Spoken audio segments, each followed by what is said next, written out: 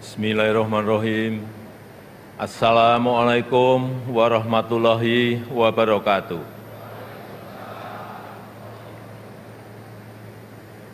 Selamat pagi, salam sejahtera bagi kita semuanya. Shalom, Om Swastiastu, Namo Buddhaya, salam kebajikan. Yang saya hormati Wakil Presiden Republik Indonesia, Bapak Profesor Dr. Kiai Haji Ma'ruf Amin, beserta Ibu Hajah Wuri Ma'ruf Amin. Yang saya hormati Ketua, para Wakil Ketua, dan para anggota Majelis Permusyawaratan Rakyat Republik Indonesia. Yang saya hormati Ketua, para Wakil Ketua, dan para anggota Dewan Perwakilan Rakyat Republik Indonesia. Yang saya hormati Ketua, para Wakil Ketua, dan para anggota Dewan Perwakilan Daerah Republik Indonesia. Yang saya hormati Ketua, para Wakil Ketua, dan para anggota lembaga-lembaga negara.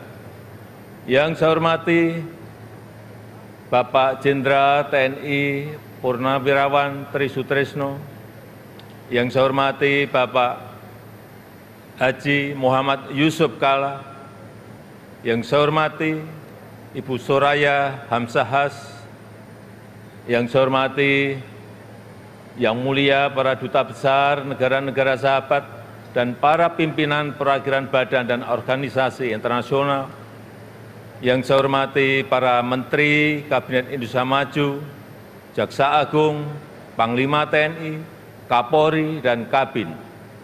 Yang saya hormati para Ketua Umum Partai Politik, Bapak Ibu, Saudara-saudara sebangsa dan setanah air, para hadirin dan undangan yang saya muliakan. Tahun ini genap 10 tahun saya menjabat sebagai Presiden Republik Indonesia. Dan genap 5 tahun Bapak Profesor Kiai Haji Ma'ruf Amin menjabat sebagai Wakil Presiden Republik Indonesia. Sebuah tanggung jawab dan kepercayaan besar yang tidak pernah kami bayangkan sebelumnya. Sebuah mandat dan amanah besar yang tidak pernah kami pikirkan sebelumnya. Sejak hari pertama saya menerima amanah ini, saya sangat menyadari akan ada banyak gelombang yang harus dihadapi. Akan banyak tantangan yang harus diselesaikan. Tapi dari awal saya juga yakin dan sangat percaya bahwa saya tidak sendirian. Ada cita-cita dan harapan masyarakat. Ada dukungan dan doa dari rakyat yang selalu mengiringi dan menguatkan. Senyum, sapa, dan doa Bapak Ibu dan saudara-saudara sebangsa setanah air semua adalah sumber kekuatan saya. Dan hari ini 16 Agustus 2024 di momen terakhir saya dan Profesor Kiai Haji Ma'ruf Amin berdiri di sini. Izinkan kami menyampaikan terima kasih yang tulus, terima kasih yang sebesar-besarnya kepada Bapak Ibu semua, kepada seluruh rakyat Indonesia dimanapun berada, yang selama 10 tahun ini telah dengan kuat bersama-sama melintasi tantangan demi tantangan, menapaki langkah demi langkah, dan menghadapi terjadinya perubahan demi perubahan. Sehingga kita sebagai sebuah bangsa yang besar bisa sampai pada titik ini. Titik yang bisa menjadi titik lontar untuk menggapai kemajuan bersama di masa yang akan datang. Alhamdulillah, selama 10 tahun ini kita telah mampu membangun sebuah fondasi dan peradaban baru dengan pembangunan yang Indonesia sentris. Membangun dari pinggiran, membangun dari desa, membangun dari daerah terluar, sehingga sampai saat ini kita telah membangun 366.000 km jalan desa, 1,9 juta meter jembatan desa, 2.700 km jalan tol baru, 6.000 km jalan nasional, 50 pelabuhan dan bandara baru, serta 43 bendungan baru dan 1,1 juta hektar jaringan irigasi baru. Sehingga kita berhasil menurunkan biaya logistik dari sebelumnya 24% menjadi 14% di tahun 2023. Sehingga kita bisa meningkatkan daya saing dari sebelumnya peringkat 44 menjadi peringkat 27 di tahun 2024. Sehingga kita mampu memperkuat persatuan kita karena akses yang lebih merata dan berkeadilan. Selain itu, ketangguhan kita sebagai sebuah bangsa juga terbukti dari daya tahan kita dalam menghadapi pandemi COVID-19, dalam menghadapi perubahan iklim, dan dalam menghadapi geopolitik dunia yang semakin memanas. Patut kita syukuri, alhamdulillah, Indonesia merupakan satu dari sedikit negara yang mampu pulih lebih cepat, bahkan terus bertumbuh. Pertumbuhan ekonomi kita terjaga di kisaran 5%, walau banyak negara tidak tumbuh, bahkan melambat. Wilayah Indonesia Timur seperti Papua dan Maluku justru mampu tumbuh di atas 6%, dan Maluku Utara mampu tumbuh di atas 20%. Inflasi juga terkendali di kisaran 2–3%, saat banyak negara mengalami kenaikan yang luar biasa, bahkan ada yang mencapai lebih dari 200%. Angka kemiskinan ekstrem mampu kita turunkan dari sebelumnya 6,1% menjadi 0,8% di tahun 2024. Angka stunting juga mampu kita kurangi dari sebelumnya 37% menjadi 21,5% di tahun 2023. Dan tingkat pengangguran juga mampu kita tekan dari sebelumnya 5,7% menjadi 4,8% di tahun 2024. Upaya perlindungan bagi masyarakat ekonomi bawah juga telah memberi manfaat luas bagi masyarakat. 361 triliun rupiah anggaran Kartu Indonesia Sehat selama 10 tahun ini telah digunakan untuk membiayai layanan kesehatan lebih dari 92 juta peserta JKN per tahunnya, mulai dari usia dini sampai lansia yang tersebar di seluruh Indonesia.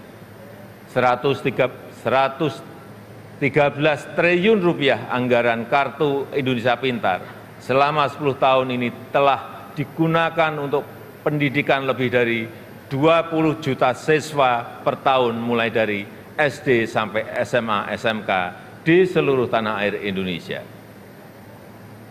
225 triliun rupiah anggaran program Keluarga Harapan selama 10 tahun telah dimanfaatkan untuk meningkatkan ekonomi sekitar 10 juta keluarga kurang mampu per tahunnya.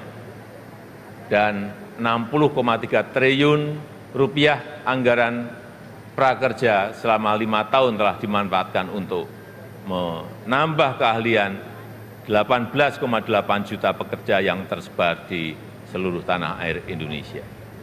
Ini adalah pembangunan yang kita cita-citakan bersama, pembangunan yang menyentuh semua lapisan masyarakat, pembangunan yang memberi dampak bagi masyarakat luas, dan pembangunan yang membuka peluang untuk tumbuh bersama-sama. Bapak, Ibu, saudara-saudara sebangsa dan setanah air, di sisi lain kita juga telah mengambil langkah besar untuk meningkatkan produktivitas dan nilai tambah dengan tidak lagi mengekspor bahan mentah, tapi mengolahnya dulu di dalam negeri. Walau banyak negara lain yang menggugat, menentang, bahkan berusaha menggagalkan, tapi kita sebagai sebuah bangsa yang berdaulat, sebagai bangsa yang besar, kita tidak goyah bahkan terus maju untuk melangkah. Dimulai dari nikel, boksit, dan tembaga yang akan dilanjutkan dengan timah, serta sektor potensial lainnya seperti perkebunan, pertanian, dan kelautan. Alhamdulillah, sampai saat ini telah terbangun smelter dan industri pengolahan untuk nikel, boksit, dan tembaga yang membuka lebih dari 200.000 lapangan kerja dan meningkatkan pendapatan negara lebih dari 158 triliun rupiah selama 8 tahun ini. Kita ingin kekayaan yang ada di negeri ini, anugerah Allah Subhanahu wa Ta'ala untuk negeri ini dapat dikelola sebesar-besarnya untuk kepentingan rakyat, dapat dimanfaatkan semaksimalnya untuk kesejahteraan rakyat. Oleh sebab itu, kita juga telah mengambil aset kita kembali yang selama puluhan tahun dikelola oleh pihak asing, yang selama puluhan tahun diambil manfaat besarnya oleh pihak asing, seperti Freeport, Blok Rokan, dan Newmont. Alhamdulillah, semuanya itu bisa kita ambil alih kembali. Selain itu, di saat dunia mulai mengarahkan masa depannya ke ekonomi hijau, Indonesia juga tidak ingin kehilangan momentum ini, karena Indonesia memiliki potensi besar di sektor energi hijau, yaitu sekitar kurang lebih 3.600 gigawatt, baik dari energi air, angin, matahari, panas bumi, gelombang laut, dan bioenergi.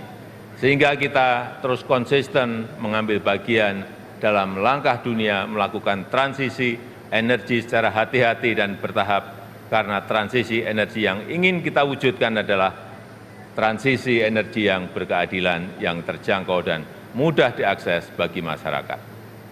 Di sektor teknologi dan digitalisasi, kita juga patut bersyukur untuk pertama kalinya kita memiliki INA Digital, sebuah digitalisasi layanan pemerintah yang terintegrasi untuk mempercepat dan mempermudah layanan bagi masyarakat.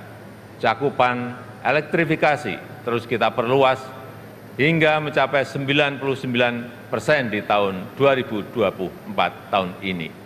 Demikian juga dengan cakupan internet yang terus kita tingkatkan hingga mencapai 79% di tahun 2024. Ini akan menjadi ekosistem yang baik untuk mendorong digitalisasi UMKM dan pengembangan startup Indonesia, sehingga akan melahirkan semakin banyak entrepreneur muda yang berkualitas di negeri ini. Dukungan produk dalam negeri juga kita berikan perhatian khusus dengan memprioritaskan belanja APBN, APBD, dan BUMN untuk produk-produk dalam negeri. Karena kita ingin apa yang berasal dari rakyat dapat kembali ke rakyat dan bermanfaat maksimal untuk rakyat. Di bidang hukum, kita juga patut bersyukur setelah 79 tahun merdeka, akhirnya kita memiliki Kitab Undang-Undang Hukum Pidana yang baru. Sebagai upaya memodernisasi hukum Indonesia, serta Undang-Undang Cipta Kerja yang merevisi 80 undang-undang dan 1.200 pasal. Sebagai upaya untuk menderegulasi peraturan yang tumpang tindih. Kita juga sudah memiliki undang-undang tindak pidana kekerasan seksual untuk memberikan perlindungan yang nyata, yang kuat, terutama bagi perempuan dan anak-anak. Bapak, Ibu, dan saudara-saudara sekalian sebangsa dan setanah air, ini adalah hasil kerja keras kita bersama. Ini adalah fondasi besar kita bersama. Ini adalah bukti bahwa persatuan kita, bahwa kerukunan kita, bahwa kerja keras dan kegotong royongan kita dapat membawa Indonesia melompat lebih tinggi lagi. Oleh sebab itu, saya sangat menghargai, sangat mengapresiasi dukungan dan kerjasama seluruh lembaga negara dalam menopang lompatan kemajuan Indonesia, mulai dari MPR RI yang telah berperan aktif memperkokoh ideologi negara, memperdalam rencana penyusunan pokok-pokok haluan negara dan menjaga silaturahmi antar tokoh-tokoh bangsa.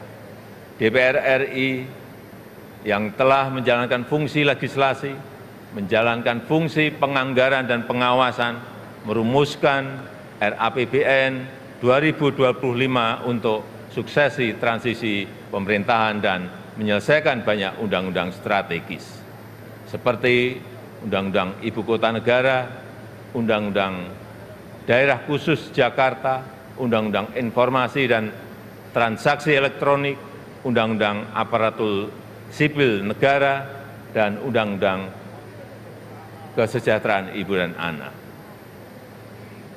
DPD RI yang terus mengawal kemandirian daerah otonom, menginisiasi inisiatif rancangan legislasi, melakukan pengawasan pelaksanaan undang-undang dan perda, serta memberi perhatian khusus terkait agraria dan pangan. Begitu juga dengan BPK-RI yang telah mengawasi penggunaan anggaran negara serta memperkokoh kepercayaan dan kepemimpinan Indonesia di dunia internasional melalui keaktifannya dalam organisasi dan forum-forum internasional. MKRI yang telah menangani lebih dari 202 perkara pengujian undang-undang dan mengadili sengketa pemilu, serta Mahkamah Agung RI beserta lembaga peradilan di bawahnya yang mengadili dan melakukan penguatan restoratif justice untuk menyelaraskan kepentingan korban dan pertanggungjawaban terdakwa tanpa melalui pemidanaan. Dan Komisi Yudisial RI yang telah berperan aktif mewujudkan hakim berintegritas dan berkualitas guna meningkatkan kepercayaan dan kepuasan masyarakat terhadap institusi kehakiman di negara kita.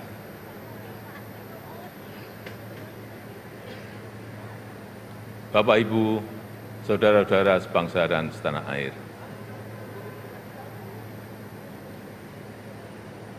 sepuluh tahun bukanlah waktu yang cukup panjang untuk mengurai semua permasalahan bangsa. Saya sangat menyadari bahwa sebagai pribadi yang jauh dari kata sempurna, sebagai insan yang tumbuh dalam keterbatasan, dan sebagai manusia yang jauh dari kata istimewa, sangat mungkin ada yang luput dari pandangan saya. Sangat mungkin ada celah dari langkah-langkah yang saya ambil. Dan sangat mungkin banyak kealpaan dalam diri saya. Oleh sebab itu, di penghujung masa jabatan ini, izinkan saya menyampaikan suara nurani terdalam kepada Bapak, Ibu, dan saudara-saudara sebangsa setanah air, kepada seluruh rakyat Indonesia, tidak terkecuali satupun. Saya dan Profesor Kiai Haji Ma'ruf Amin mohon maaf untuk setiap hati yang mungkin kecewa, untuk setiap harapan yang mungkin belum bisa terwujud, untuk setiap cita-cita yang mungkin belum bisa tergapai.